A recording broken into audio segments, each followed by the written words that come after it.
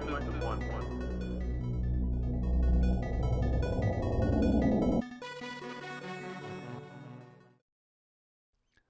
Alright, so here we are with Final Fantasy V.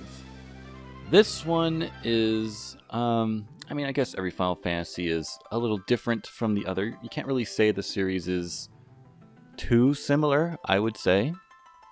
In case this is your first Final Fantasy game, the Final Fantasy series, even though they are numbered, they are not really at all direct sequels to each other. Final Fantasy V has no story connection to Final Fantasy IV or 6. So, yeah, you can start in the Final Fantasy series at any game, pretty much. But let's go ahead and check out this game. There's 4 save files you can have. All of these are pretty much at the end of the game, but let's go ahead and just load one up here. So Final Fantasy V is unique in that you can basically just customize all of your characters into different classes.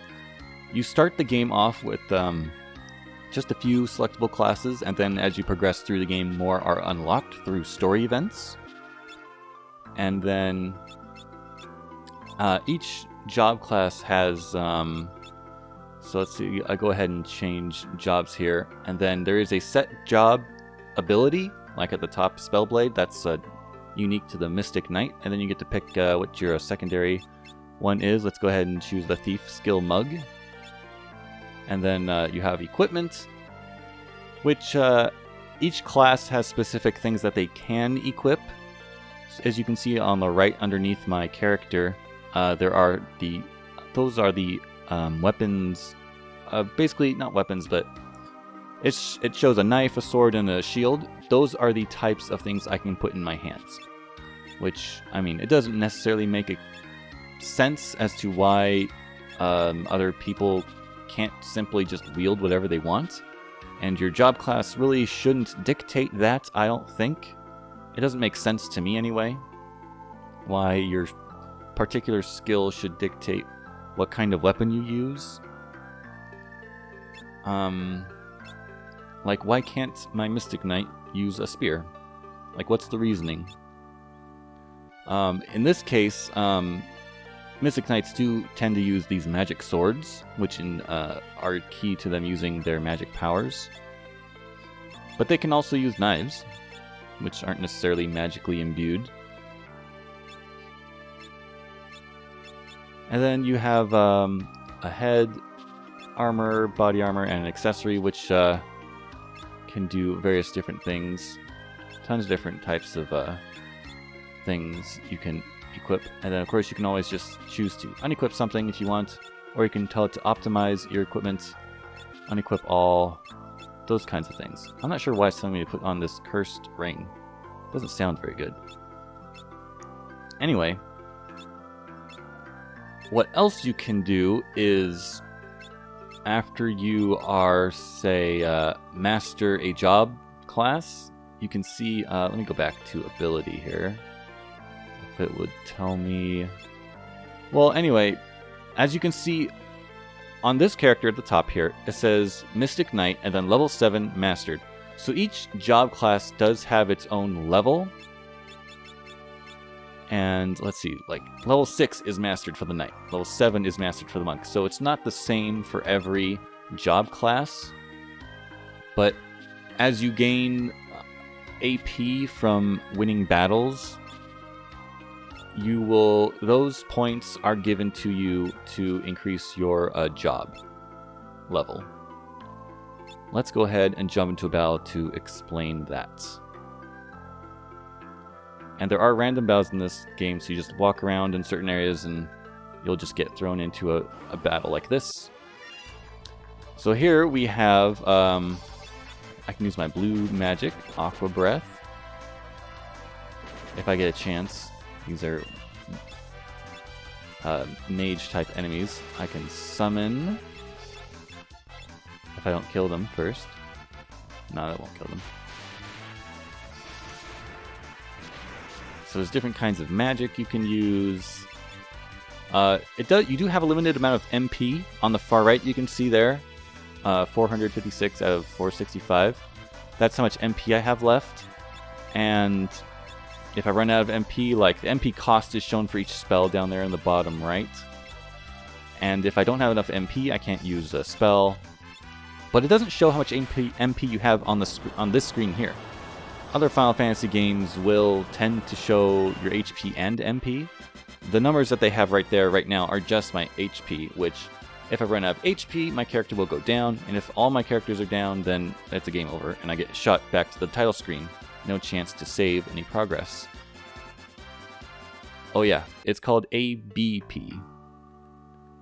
So as you saw there, I got some experience points and ABP, which is used to increase job level. Of course, I've mastered this, so I didn't really gain any ABP. Let's go ahead and just change these jobs to something I haven't done.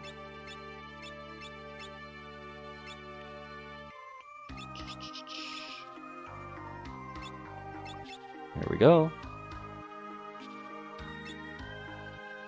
And then, actually, after you master a job class, you get like the stars over your head here.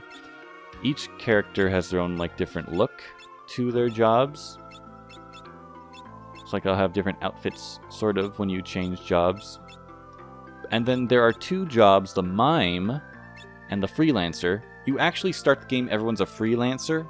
They can equip anything and use any abilities. So if I change to a Freelancer right now, I can choose my abilities. There is no set single ability that goes with that. I can choose what two abilities I want. And then I can equip any piece of equipment I want. So actually what you want to do is you go into a job class, you master it, maybe even change to another job class and master that, like so. And then when you're done mastering job classes, you switch back to either a Freelancer or, after you unlock it, the Mime. Because the Mime is similar in that even though you can't equip everything you want, you can still select your abilities, which includes basic attack. But then they also have the unique skill of Mimic. So you just do whatever the last person did in your party. And it doesn't matter if your character knows that move at all. You just can do it. And then, yeah, you can even put on like attack, items. So there is like a trade-off there, in that you don't have the basic stuff of attack and items. Otherwise, as you can see, the Freelancer has no job level to it. The Berserker is at level 0, and then the Mime is level 1 mastered. The Mime only has to learn Mimic to be a mastered class.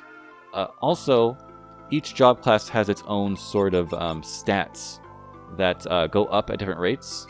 So, like, the Berserker probably will have like a lot of strength going up, as opposed to magic.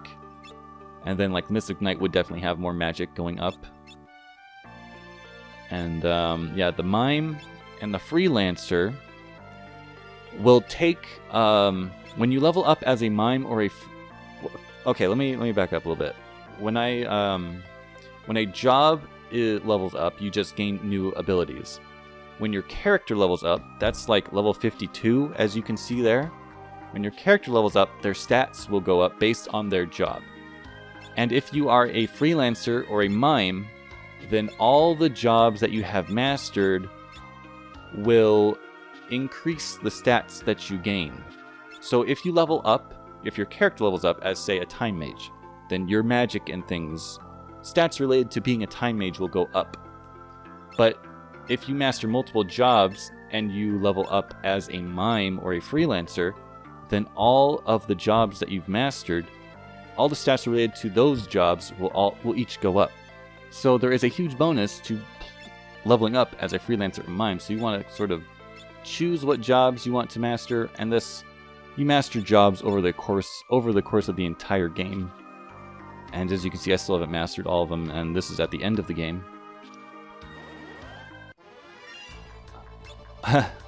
Oh, I guess I don't need to pick Mimic as a Mime. It's on by default. So that was a mistake on my part. Oh, that was an instant kill thing right there. And then, as you can see, every other job class will have attack and items on by default. And then your other two abilities are your choice. Like, she's the freelancer, and then I equipped Mug and the other one. So yeah, I got Gil, experience points, and ABP. And as you can see now, my Berserker now has 3 ABP, and if I get 100, then I'll level up. And of course, you go through the game, fighting a ton of battles, and exploring the world, and it's really kind of lame that I've only got that one group to look at. Airship travel is very fast in this game, as opposed to Final Fantasy IV originally had sort of fast air travel like that, but the Game Boy Advance version, I forgot to mention in the previous review, it's really slow for some reason. Like, the game wasn't optimized well for the port. Anyway, let's see if I get a different group of enemies. Here we go. So yeah, you can attack, Mug. These guys are probably all going to go down one hit. And as you can see, I've got attack and items. Spellblade is my Mystic Knight default ability, and then Mug is the one I chose. The Berserker is a unique class in that you don't get to control it anymore. It just does its own thing. It just attacks on its own, basically.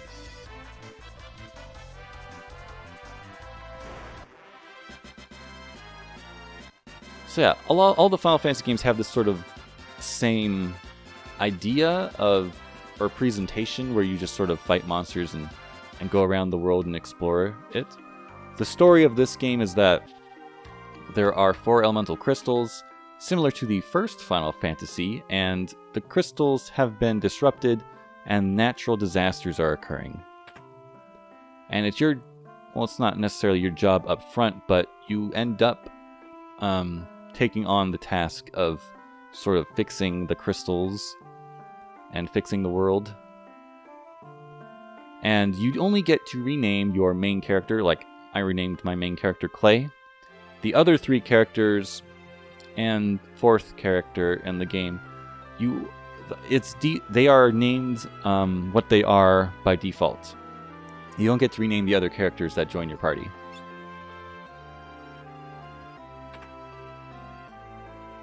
And of course, each of these characters have their own personality. They have their own motives for joining you on this quest, and so there is some story to it in that regard, which is not the same for some of the previous Final Fantasies before this.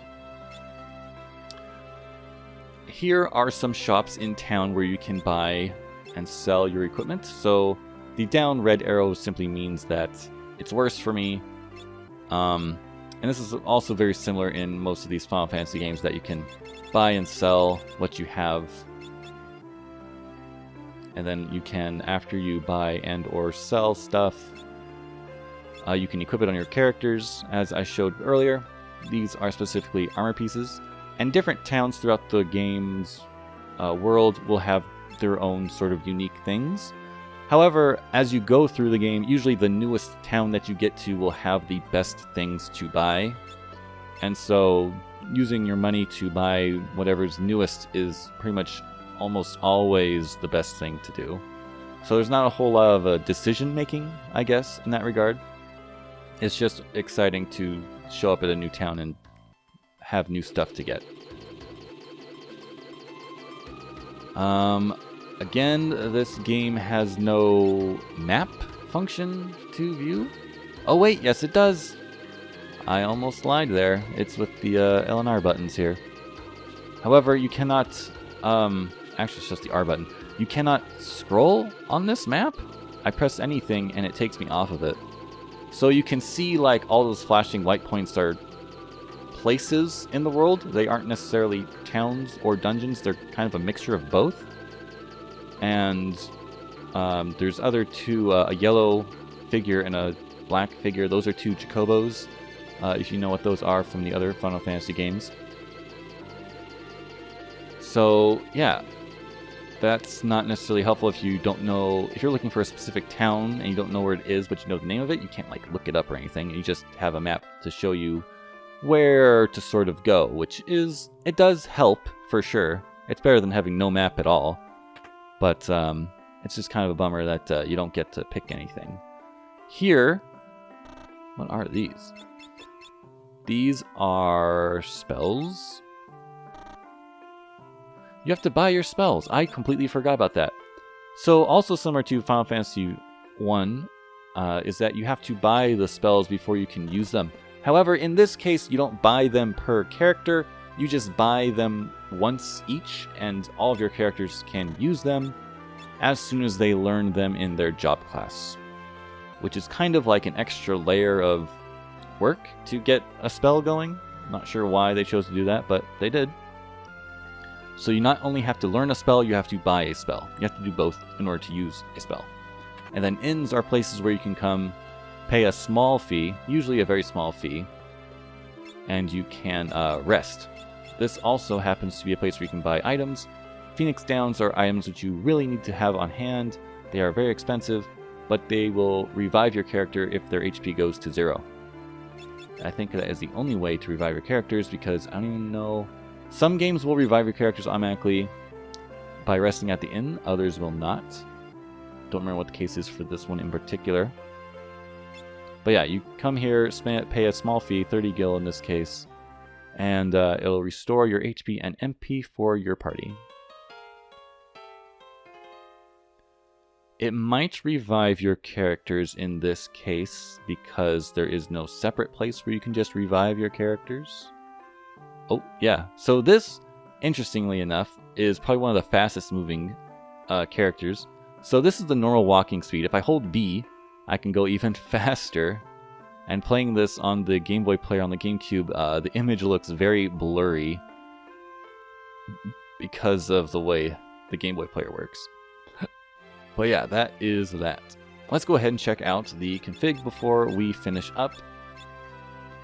Battle mode, you can set to wait or active. Active, of course, being when you open up like your magic and you're selecting like a move, enemies will still attack. If it's on wait, then when you open up an item or magic menu to select something, then everyone pauses, nobody will do an action. And then of course you can fix the battle speed, like there was the time bars on the right, which indicate when that's full you can act again. This will just simply increase that for everybody, enemies and allies. And then here's like the text speed, which is an interesting thing to allow control of, because the messages in battle do not progress when you press a button, they simply progress after a certain amount of time automatically. That's just in battle. Command settings, this is interesting. So I have it on standard where you have like a menu, you kind of go up and down to look at stuff. Shortcut will change it to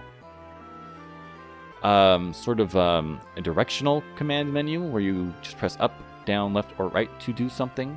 We can go ahead and even look at that. So like up will be attack. It'll show like the plus symbol and like your moves. Let's go ahead and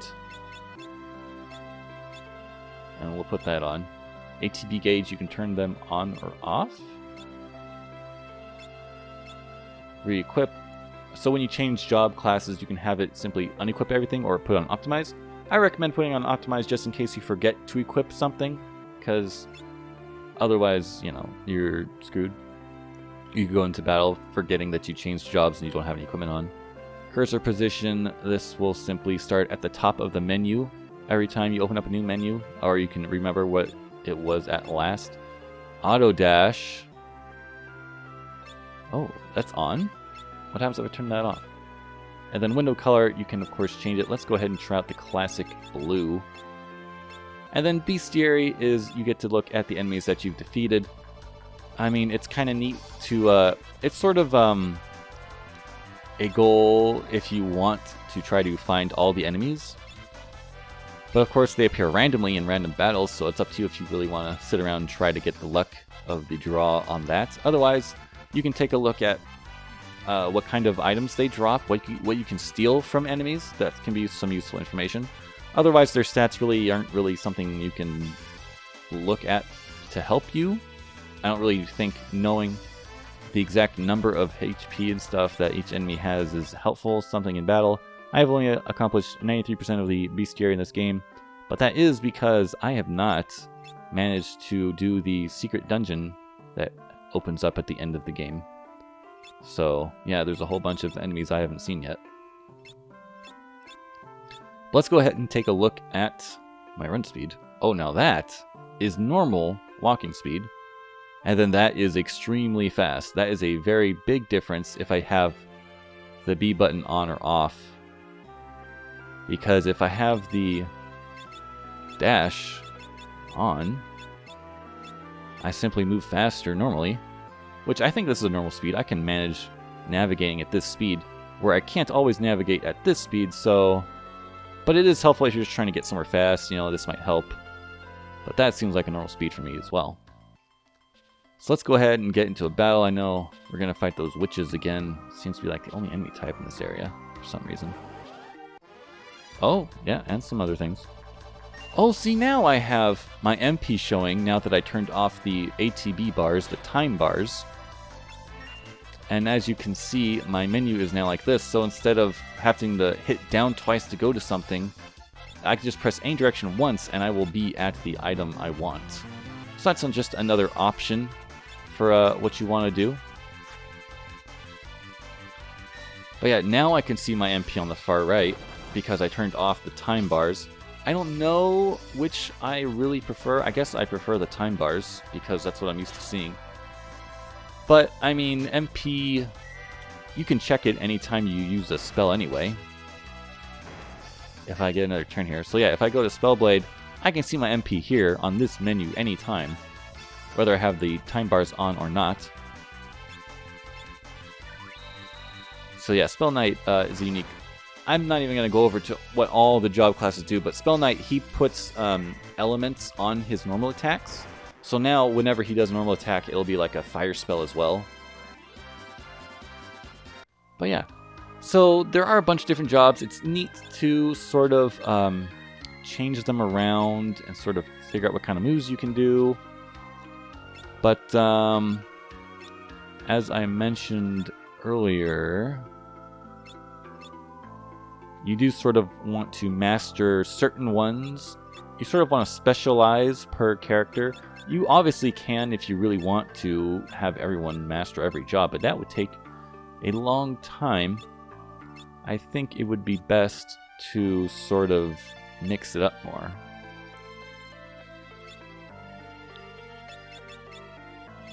And then, like I said, after you master a bunch of jobs, you really want to have everyone set to Freelancer or Mime so that you can level up with the best abilities possible.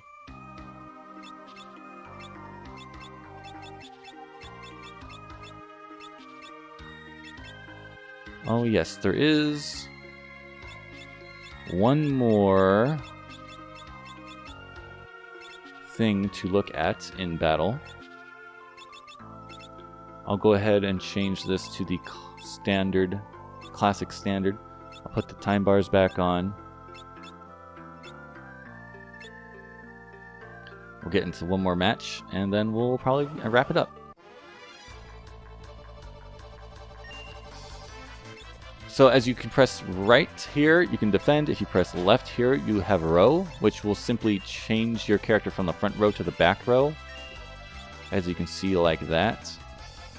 My beast, Berserker, is not controllable, so I can't put them back to the front row. They probably should be in the front row because they are main attackers. Being in the back row simply means you take less physical damage and deal less physical damage. That's sort of the trade-off between being in the front row or the back row. And then, so you kind of want to put your mages in the back row so they can take less physical damage, because when they cast spells, magic spells are not affected by what row you are in. It's the row only determines whether you give or and take more physical damage. So being in the front row is good for melee fighters. Being in the back row is good for magic users because they get the benefit of taking less physical damage. And that is pretty much the game. If you have any questions, please ask in the comments below and I'll answer them. If you haven't played the game before, let me know what you think of this review, what you think of the game based on this review. And then if you have played the game before, let me know if there's anything I forgot that people should know about before they decide if they really want to play this or not. But other than that, thanks for watching, and I'll see you in the next video.